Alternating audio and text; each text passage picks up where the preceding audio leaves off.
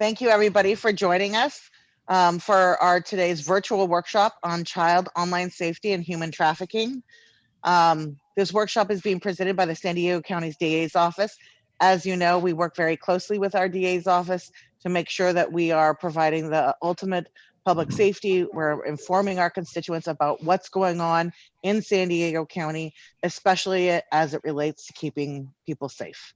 So our office continues to seek experts to provide important information and resources to help keep you and your loved ones not only safe, but aware of what's going on our daily routines. And through my interaction with the DA's office, I know there's a lot more going on there that I would know as a typical parent. And so this is really an opportunity to inform and educate people in the 76th district and beyond, to let you know what's going on and what are the cues that we need to be watching out for. And so having these expert speakers on how to keep our kids safe online, especially now during the pandemic, is extremely important. You guys all know that I'm a mom of a just now teenager. My son just turned 13 on November 1st, so I have to deal with that. Or I have the privilege of dealing with that. And my daughter's 9. And so, you know, I found out so much about luring and online bullying and cybersecurity through being an assembly member. And I want to make sure that I share that with you. And we have Cheryl and Summer here to do a really great job in taking you through that. And I want to thank DA Stephan and her team for continuing to keep us informed and situationally aware of various topics of child online safety. As we know, and I think if you read the news here, you know, sex trafficking is the largest underground economy in San Diego after drug trafficking. Child traffickers thrive on social media, and now that schools are closed or only back in hybrid, kids are spending more time online, making them even more vulnerable to online predators. And District Attorney Stephan has devoted her life to protecting children and families, giving a voice to justice to the voiceless and most vulnerable. I think we see that time and again. And in Sacramento, I know we've worked on a bill this last year together, DA Stephens, and your office and your focus on really making sure that you're giving a voice to the voiceless and protecting the most vulnerable is astounding. You are a national leader in the fight against sexual exploitation and human trafficking. And today's workshop, we're also joined by the Community Partnership Prosecutor, Cheryl Suing Jones, who will talk about how to protect your children from becoming victims of human trafficking and other forms of online sexual exploitation. And I want to share this because I think it's really important. I think many of us listening to this or watching this and taking part, we don't think that our children will be the subject of child trafficking, right? We think about that and we think about it as being the other, as being somewhere out there. But when we talk to our kids about it and we let them know, they talk to their peers.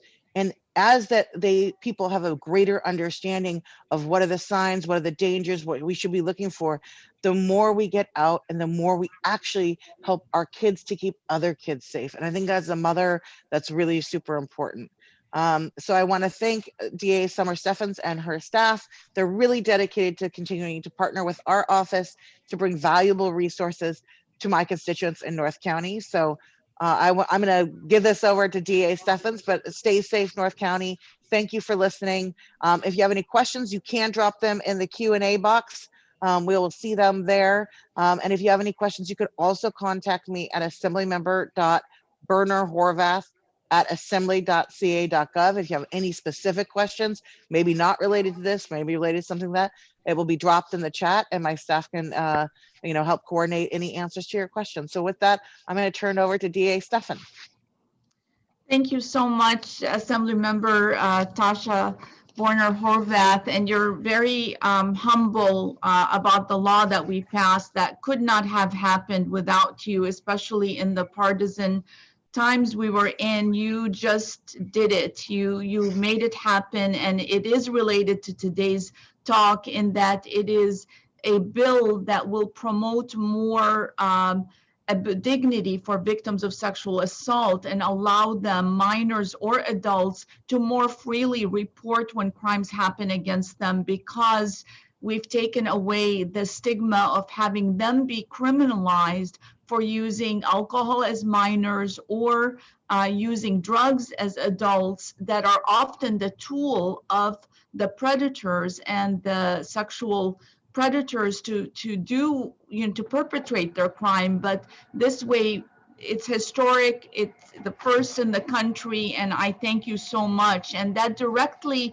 dives into our event today. And by the way, I'm coming to see you about another bill, since I now know that you have the magic ticket to get a brand new historic law through.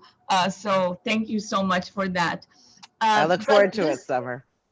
this relates directly to the topic today, because the people who want to harm our kids, they are, just think of it as if they sit there and they have time on their hands, and they've got almost like a psychology degree by which they learn to manipulate and to work on befriending, on grooming.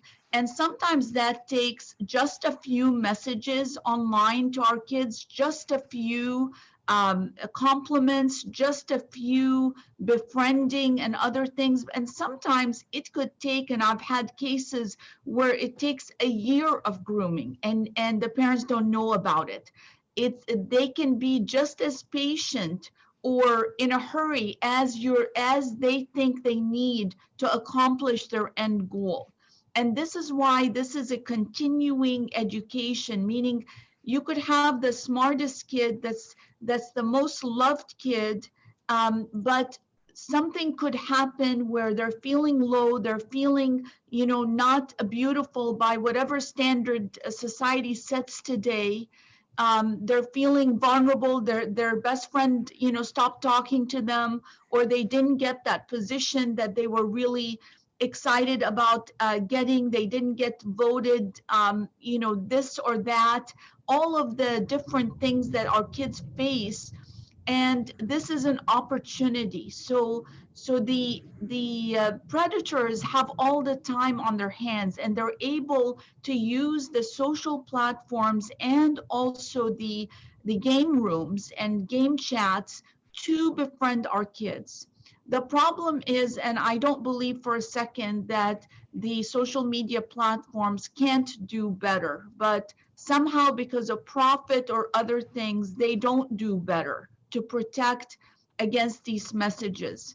They have algorithms by which they're able to get more engagement, but they don't have enough algorithms to catch the subtle grooming and exploitation. They're able to flag clear words like, will you have sex with me when you're only 13 years old? Something like very clear, which we of course know they're not going to communicate like that. But it will not flag all these subtle things that they do. And remember, with social media, you can create a whole image that is completely fake. And that's exactly what happens. So you could have a 35-year-old, a 40-year-old, not you could have, we do have 35, 40-year-olds that are posing as an innocent, adorable 14-year-old young man, that is just enchanted and wants this relationship and is a prince and other things. And this happens to boys, girls, LGBT. This doesn't discriminate. They've got a different predation tool for everything. The only power we have right now against it is education and knowledge. This is why I so appreciate, and any day of the week, night or day, we will come and do this, because we believe and have heard many stories about how, when after a program like this, a parent asks open-ended questions, which is the key, about how is it going? Is there anything that's bothering you? How is on social media, did you get any strange messages? I went to this program and I heard that a 40-year-old predator can make themselves look like a 15-year-old.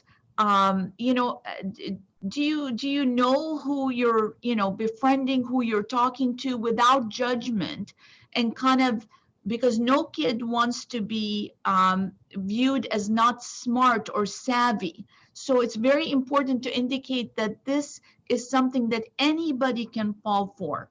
And you would be truthfully communicating with your kids about this, because in fact, anybody can fall for this. We had a very brilliant nurse recently, a full adult, not a child, um, give up almost half her life savings that she worked for to someone who posed on media as a military person who was injured and needed some operation or something after establishing a 3-month romance relationship, telling her that he would like to meet up with her but can't because the military won't let him fly to see her because he's stationed here or there.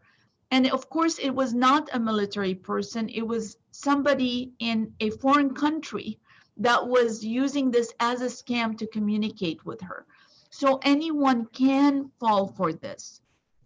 Let me give you just a little bit of information about San Diego County and where we are. So people think about human trafficking, as the assembly member said, as, not here, not our kids, it can't be. But the reality is that in San Diego County, we did a landmark study that the Department of Justice paid $500,000 for.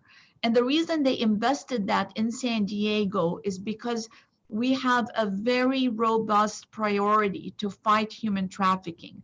And we have an advisory council that includes the community, where we share data, we share information, we don't have silos, which is exactly what the abusers want.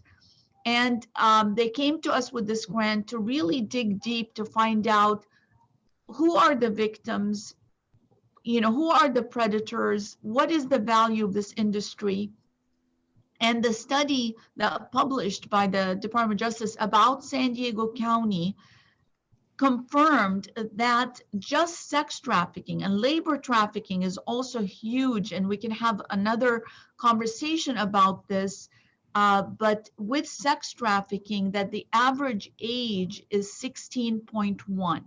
So that is a very young 16-year-old average. So that means we've got 13-year-olds, 14-year-olds, 15-year-olds, many of them. We see for some reason the magic age is 15, a lot of 15-year-olds. But that's the average age of when you get kind of fully groomed into sex trafficking. And they also studied, and this is very important, the schools, high schools across San Diego County, and they found documented cases of sex trafficking in 90% of our high schools. Now, I always get asked, what high schools?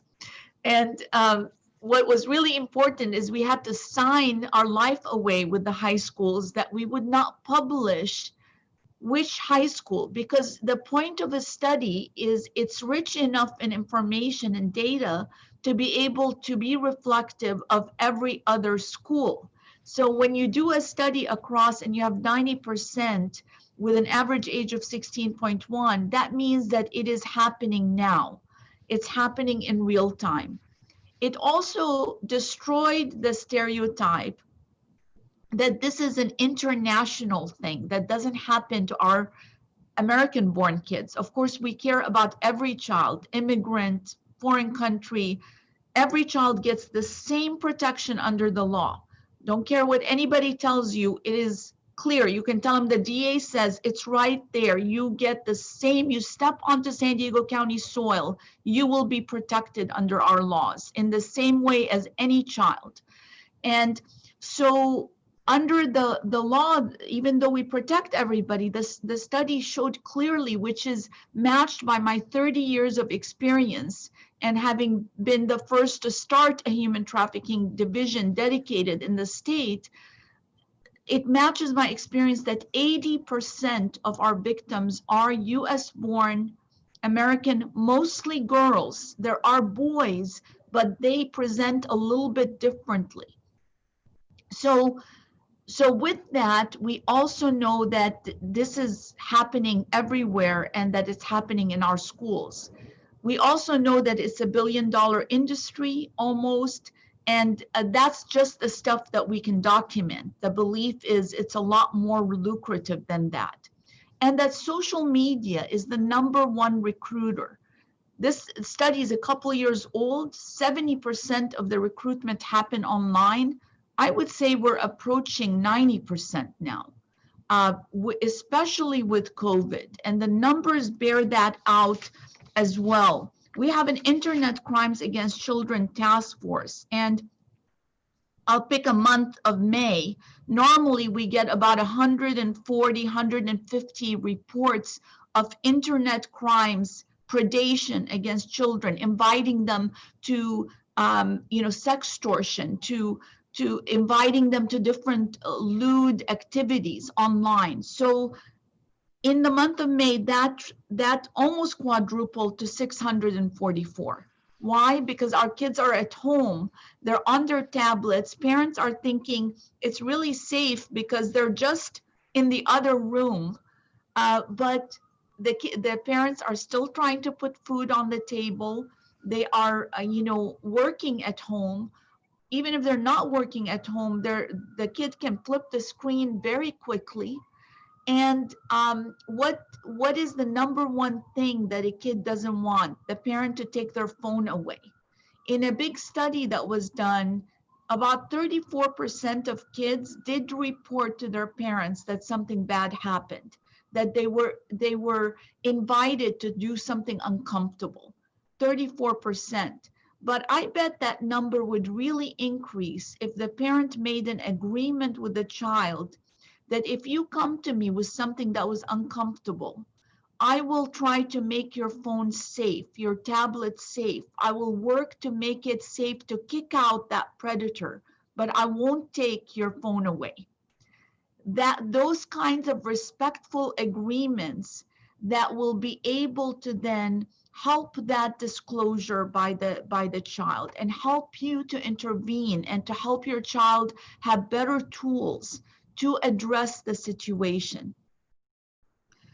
I can personally tell you that I have met every type of parent that has sadly had their child victimized, not just by an internet crime, but by the child succumbing to the invitation and finally physically meeting up with the predator and not realizing that they cannot really control the situation they find themselves in. And you may ask how. Well, once there's this bond that builds, and of course the internet makes it easy because they call them friends before they even prove any friendship. The only friend is somebody that you live know and you've tested. They're in your school, they're in your space, but this is what the internet does. So after this relationship, the kid really wants to meet up. And that's what we're seeing. We're not just seeing the tripling effect of internet crimes against children. We are seeing also an increase in human trafficking against minors. We're not seeing the same increase with adults. It's holding steady.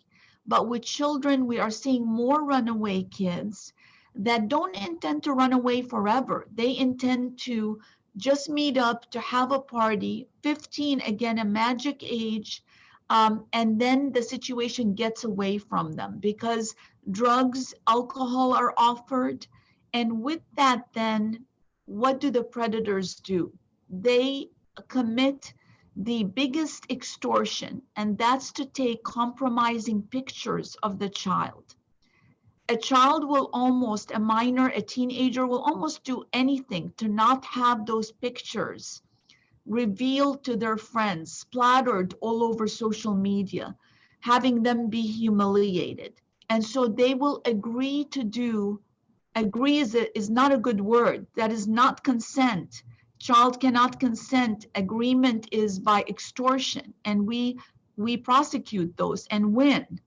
But we don't want to have to prosecute those. We want a child to remain trauma-free and not have the situation. So Once those pictures are there, they're willing to do sex acts for money. Money is not going to the kid. Money goes to the pimp, to the trafficker.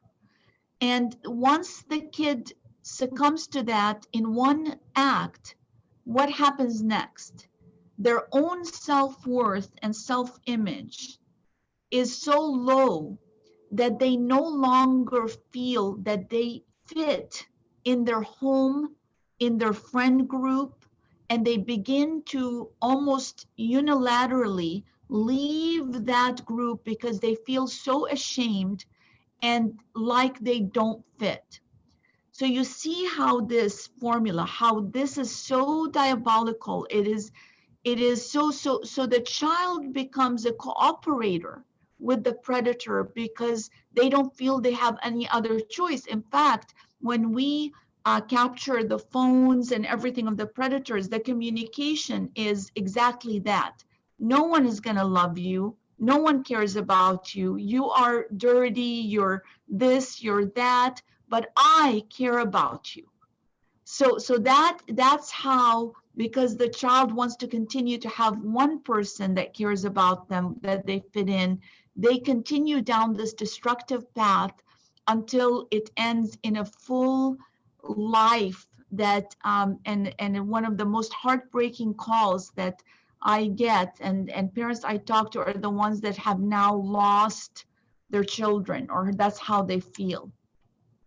And we work with the Human Trafficking Task Force to find them. We set up sting operations. Those are reverse operations where the detective will set up as if they are a buyer of sex in order to try to rescue the child.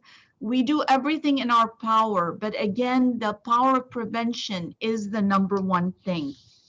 In this time also, kids are extra susceptible because we are dealing with more depression. Rady's Children's Hospital has a specialized trauma team, and the doctors, our pediatricians, they are seeing a very high suicide ideation rate. They are seeing more physical trauma and other trauma. They're seeing depressive disorder rise in kids, also adults, but I'm just, we're focused on kids here. So what does this do? This is actually a very ripe time for these predators to continue their predation with a victim who is already more vulnerable. And in fact, the National Center for Missing and Exploited Children has shown that while they normally receive about 1 million reports a month, they've been receiving nationally 4 million reports a month during this COVID time.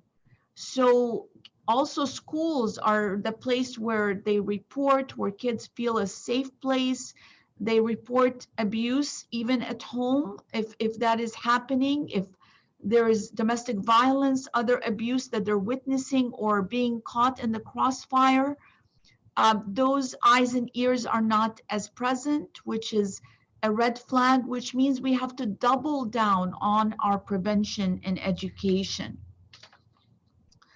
I wanted to, just say that we can't separate all of these things. So, we know that sextortion and predation and all these things, they're still part of that whole cyberbullying activity that happens and that really can destroy our kids. So that same conversation that you have with your kids can involve that. I see that actually my kid is online, Miss Kim. That's a surprise. Wow. Okay. So that's she's a grown up. She just sat for the bar exam to become a lawyer. So congratulations. So I thought she's really tired of hearing my speeches, but one of the things that she'll remember, I always told my kids, I never said is this happening to you? I always said, I want you to be empowered to help your friends, so if this is happening with your friends, this is what you need to do. Here are the signs. So kids are more receptive because they always think they're a lot smarter than the parent, and sometimes they are. In this case, it's true. Um, and they don't want your advice, especially as they get into the teenage, but they really do.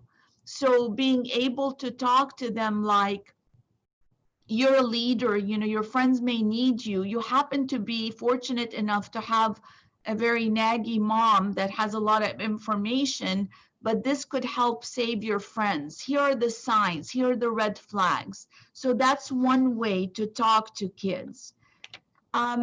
So for parents, you know, keep open communication, set boundaries online. Remember, you own the gadgets, so it's okay to set those boundaries. Ensure that you understand the passwords. You have the right to those passwords. You can tell them the DA said so, and they can, you know, send me an email, but you have the right to have the passwords, and they should not have passwords that you don't know about, especially if there's a problem or a danger. And let them know that if something happens, you're going to help them. You're not going to judge them or embarrass them. And look for the warning signs, like being secretive. You know when you see them, switching the page, turning off the screen, adult sounding discussions, adult sounding terms. And one last thing, because I did a big hate crimes forum at the law library today, is also be careful of the game rooms. The game rooms are being used by extremists to really draw especially young men into you know, white racist extremist ideologies. So that there's a lot of forms of exploitation, and that's one of those forms. So be very vigilant, ask a lot of questions. And I want to make sure to leave time for our brilliant community partnership prosecutor. That's a new position that I created because I realized while we fight in the courtroom, and we will continue to do that, that we need to know what our community needs from us. So Cheryl Suing Jones is one of 4 elite community partnership prosecutors, but she's a longtime prosecutor who prosecuted human trafficking cases herself, murder cases, very experienced and very connected with the community, with communities, especially kids that are vulnerable because of poverty, socioeconomic, or color or other things. So she's, I'm gonna ask her to take it away. With your permission, is that a good time? Yeah, okay. Okay, well, thank you, Summer. Thank you for that. Yes, as Summer said, my name is Cheryl Suing Jones. I am a community partnership prosecutor. I've been in the office about 23 years. I spent most of my career prosecuting cases, everything from misdemeanors to murders. I am really happy to be a part of this new team of prosecutors that are working to prevent crime before it happens. And in that role, I spent a lot of time talking to kids and parents about lots of different things. Before I took on this role, I was in sex crimes and human trafficking. And so this area has always been near and dear to my heart. So I present on it every chance I get. So I'm going to show you a PowerPoint. So let me share my screen with you.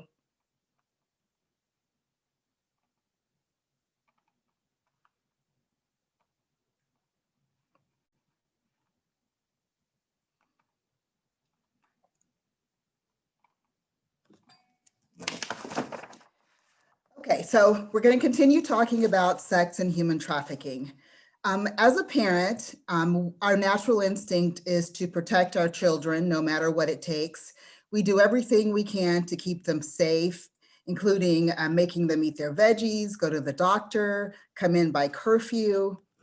But many of us don't realize how vulnerable our children are to human trafficking and to online predators. You may have heard about human trafficking on social media or in the news. Your students may have gotten some training at school, but many people don't realize that human trafficking affects children in every community in the United States. And it happens very frequently right here in San Diego. So human trafficking is a form of modern day slavery. It is the business of selling children for sex. Traffickers use deceit and coercion to force victims to engage in all kinds of sexual activity, including prostitution, pornography, exotic dancers. They treat their victims similar to how African Americans were treated during slavery. And you might be surprised to know there are more slaves today than were seized during the 400 years of the slave trade.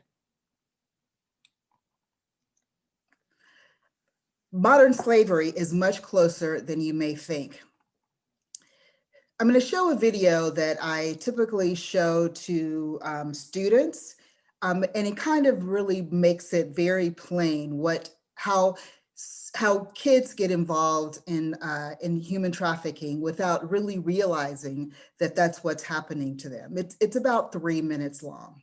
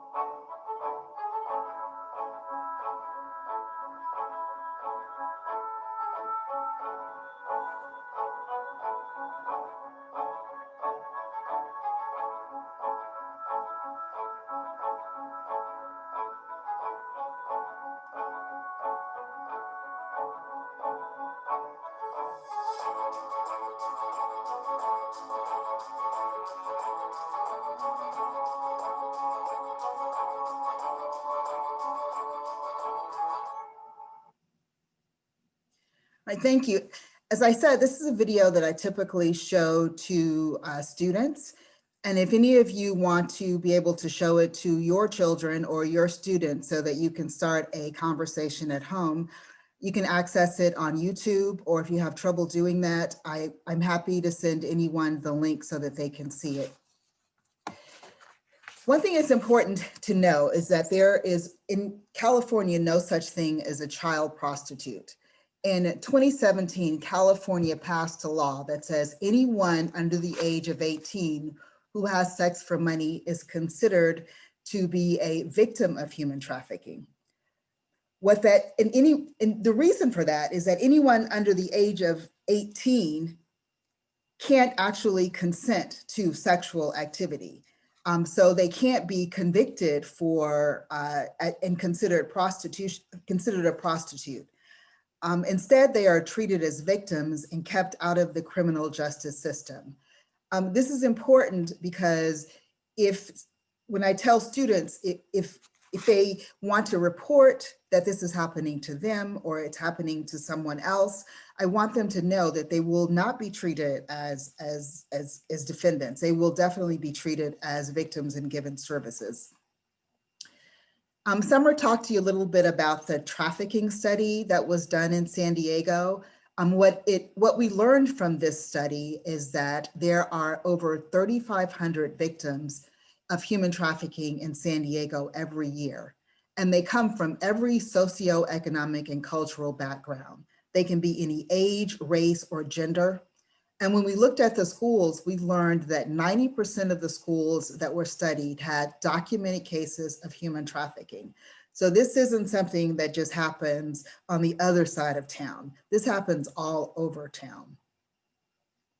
In the United States, there are between 100,000 and 300,000 underage girls and boys that are trafficked into slavery they cannot escape from. No one wakes up in the morning and decides they want to become child prostitutes. This is something they are forced into. And it's not like physical kidnapping. It's a kidnapping of their mind. It's not a matter of stranger danger, but it is people that they know. Young women think they're going along voluntarily, but they don't have to be physically held or restrained. And 80% is not from a stranger who pulls them off the street. It's usually someone who poses as a friend to exploit them. So you might ask, who are the victims? Well, first I want to say the victims can be any child. Any child, boy or girl, can be victimized in whatever their situation is. But certainly there are some that are more vulnerable than others. So girls who come from a troubled home or who are disconnected from their schools and other community supports, which we know has gone up exponentially since the kids are not in school right now. So they are all disconnected from their schools in the way that they were connected before. Homeless girls, girls in the foster system, girls who have experienced child abuse, or sometimes just who have learning disabilities and inadequate support systems. A 2016 study funded by the US Department of Justice showed us that 36% of the trafficking victims are boys. Granted, girls are most commonly the victims, but the traffickers are meeting young men through multiplayer video games and online apps. And some of these apps are, I think one is called Discord. It's a platform where gamers can chat while playing, and they can communicate with victims. So these boys think they're just playing with other kids. They could actually be playing with adults that are trying to entice them into this life. LGBTQ plus youth are also at increased risk for human trafficking. So up to 40% of homeless youth identify as LGBTQ. And of these, 46% ran away because of family rejection.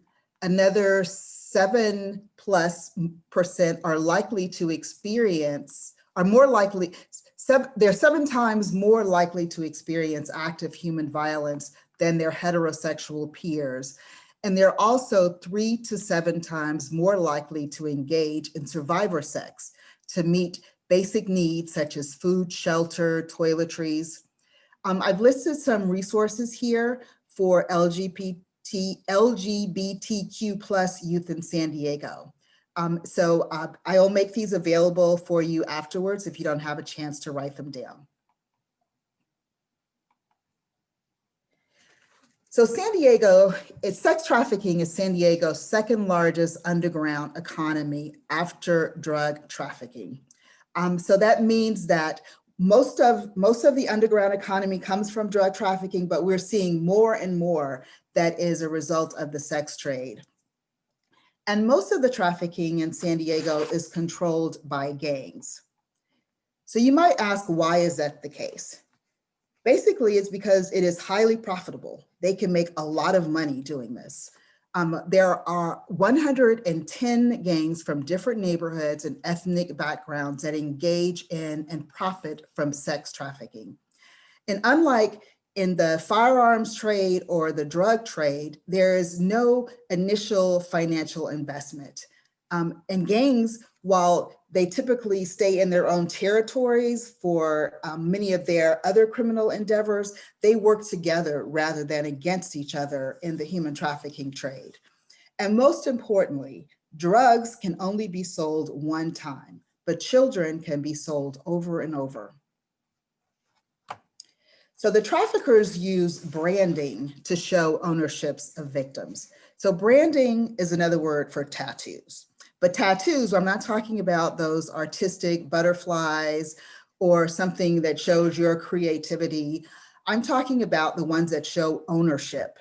And so they will put these tattoos in places like the inside of this young woman's lip. This is actually a young woman that is from San Diego County. Or they will put it to show to actually the name of the trafficker. And trafficker is another name for pimp, but we call them traffickers in this arena because we're talking about children. So if you see these type of tattoos on your children, it should be a huge red flag. So you might ask, where does recruitment happen? Well, before the pandemic, recruitment was happening wherever your kids are.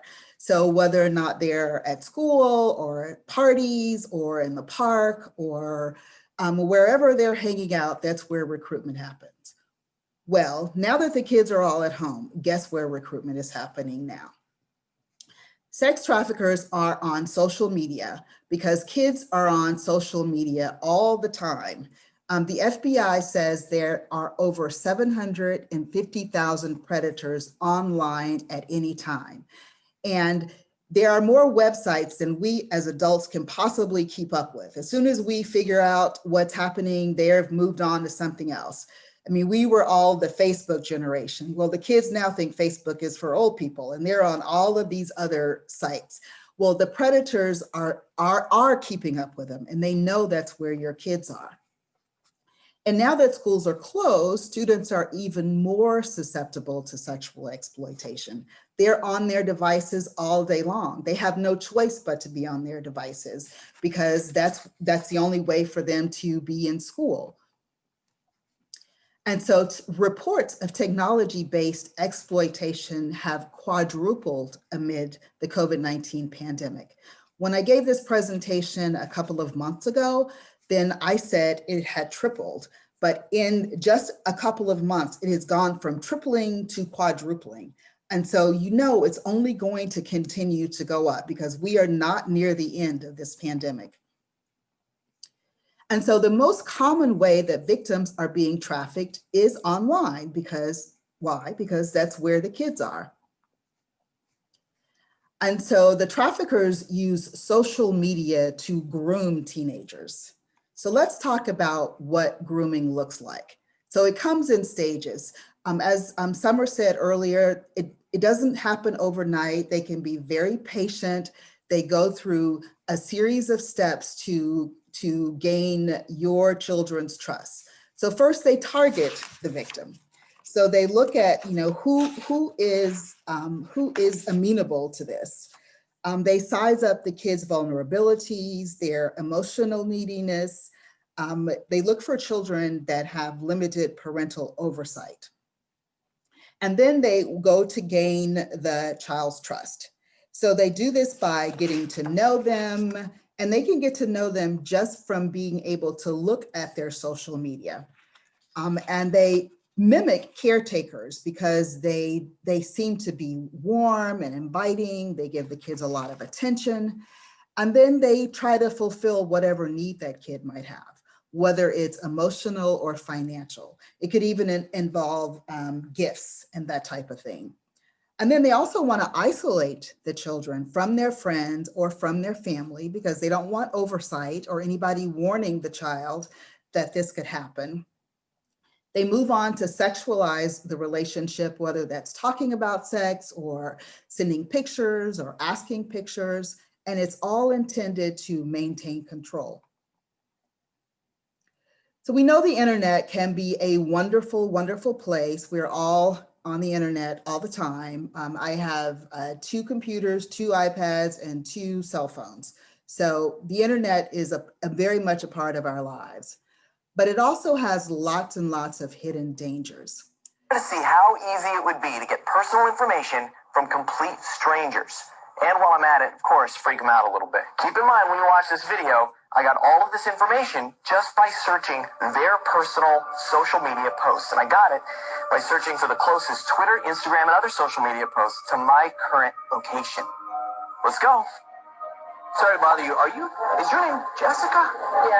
Yeah. Hi, I'm Jack. Hi. Hi, nice to meet you. How are you? Good. That's my name. Like a little white curly dog, sort of like a little white dog. Stop it. That's creepy. A dog? Paris.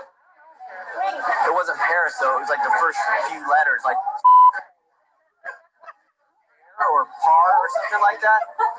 Am I right? I don't know. I didn't know she had a dog. Seriously? I swear to God. The last name starts with a K. Crow, something like that. Who told you to do that? Because that's a lie. Right, so in the interest of time, I won't play the whole video, but I do want you as parents to know that how much information that someone can get from a single Instagram post. You can learn the name or location of someone. And then once you get the name, you can find them in Twitter and find out where they live, what their interests are.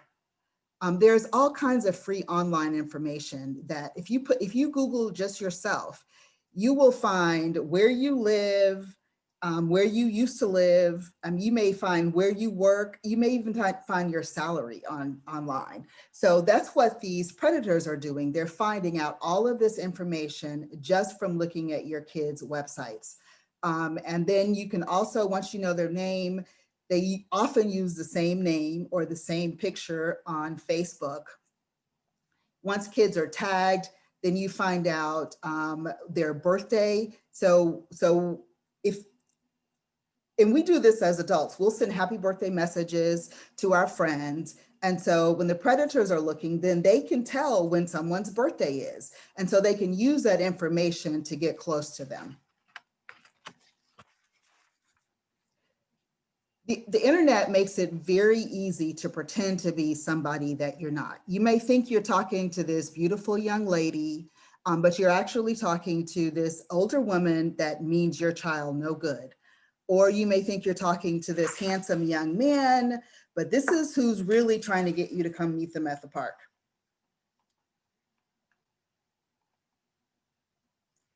So meet Susan, a 42-year-old man posing as a 15-year-old girl. Imagine this, Susan and your 13-year-old just made plans to meet at the park. I'm going to show another film. I can't stop thinking about you. I know you've been waiting for this for a while. I wanted to give you something special.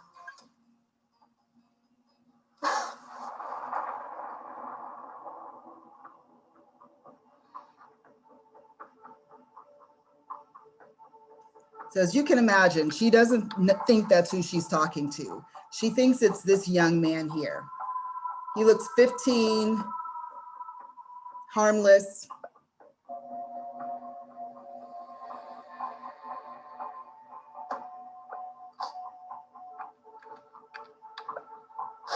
Who are you? Why are you doing this?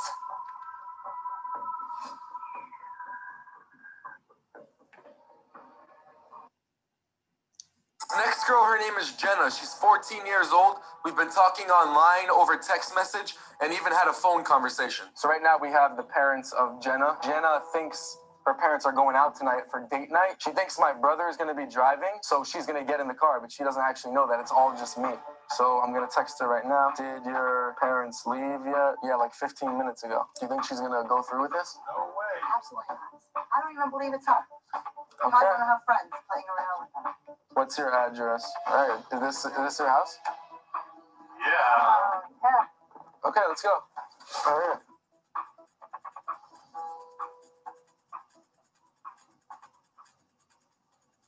We are here. Come out. You don't think she's coming out? She better not be coming out. Oh, I see the door opening. Yeah, please.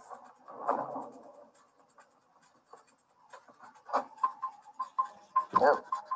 I see someone. Can't believe this. Yeah. He's in the back. Over there.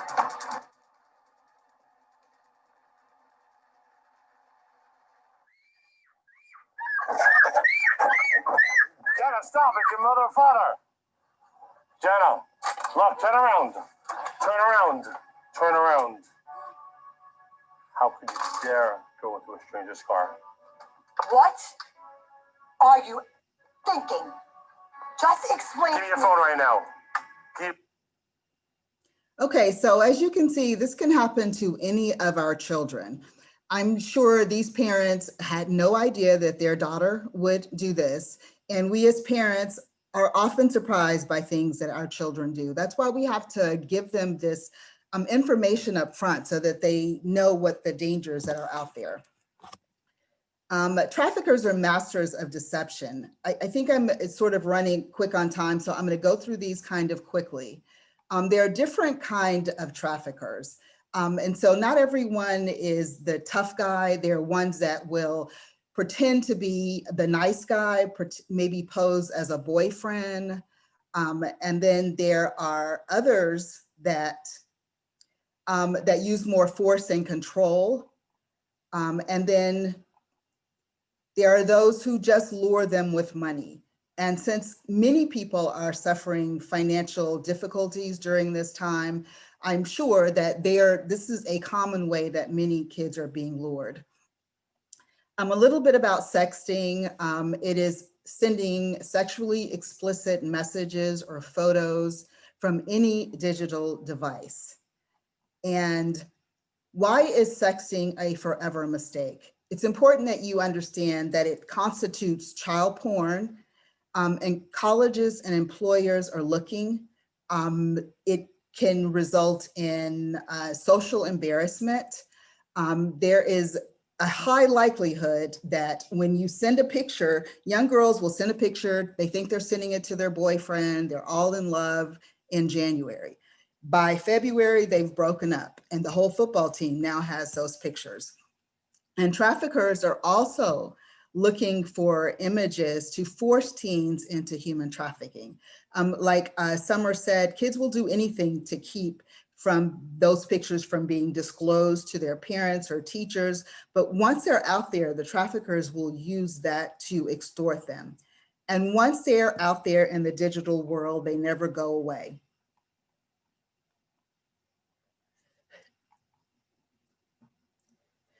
So they're innocent emojis. You know, we put up those smiley faces, we think, you know, the hearts. Well, kids are using emojis to mean all different kinds of things.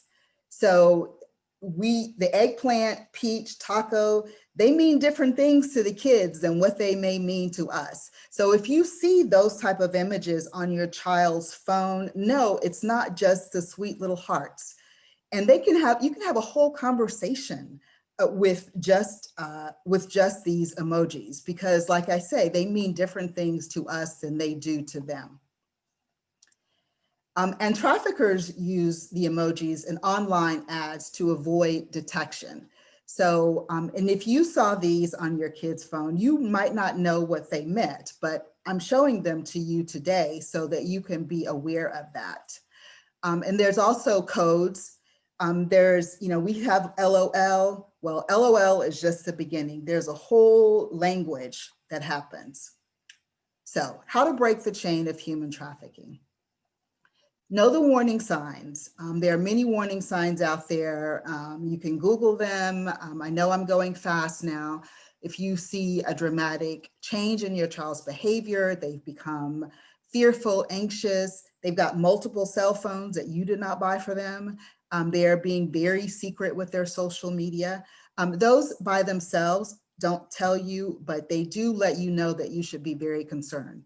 And what I want to focus on, if your daughter has an older boyfriend and she's calling him daddy, that is a big, huge red flag. If you see something, say something. That's the best way that we can we can protect our children and protect other people's children, protect our children's friends. If you see something, say something. There are multiple resources that are available. Again, I can put this information in the chat, or I can send it to Assemblywoman and she can make it available to you. Human beings are not disposable. And we're all about preventing human trafficking and doing everything we can to make you aware. And again, I'm available to make this presentation. I make it a little differently when I'm talking to students, but I'm happy to do that. There's another community partnership prosecutor up in North County. She can come and do that too. So thank you. Thank you, Cheryl. I want to thank both you and Summer Stephan for this presentation. I think we learned a lot. I know my son is on Discord and we've had these conversations after our last webinar in the summer. And my son said, well, I listened to your entire webinar, Mom. I think I know it. And then I started asking him questions and we review it every couple of months, because as they get older, I think you're right. The peer pressure, the fear of being shamed, all the things that go along with being a teenager are different now than they were when we were kids. And so I know I'm talking to my kids about that. This is very helpful. And I'll turn it over to you, Cheryl and Summer, for final closing remarks. Well, I think Cheryl, as expected, made an incredible presentation, and anything that you need, if there are leftover questions, I know people were interested in the different coded language and emojis. We can provide your office. We want to share this with the community.